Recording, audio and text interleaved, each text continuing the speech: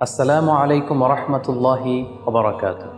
সম্প্রতি করোনা ভাইরাসের second wave ভয়াবহ আকারে বিস্তার লাভ করেছে। প্রতিদিন রেকর্ড সংখ্যক লোকজন করোনায় আক্রান্ত হচ্ছে এবং মৃত্যুর কোলে ঢলে পড়ছে। এই করোনায় আমরা আমাদের অনেক প্রিয়জনদের হারিয়েছি, সে ক্ষত আজও শুকায়নি। তার উপরে করোনার সেকেন্ড ওয়েভের বিস্তার। নতুন করে আমরা আমাদের আর কোনো প্রিয়জনদের আর হারাতে চাই না। তাই এই মুহূর্তে আমাদের সাবধানতা ও সতর্কতার কোনো বিকল্প নেই। সব ধরনের জনসমাগম এড়িয়ে চলুন। বাইরে বের হলে অবশ্যই মাস্ক পরে বেরোবেন। বাইরে থেকে ঘরে ফিরে ভালো করে হাত ধুয়ে নিন।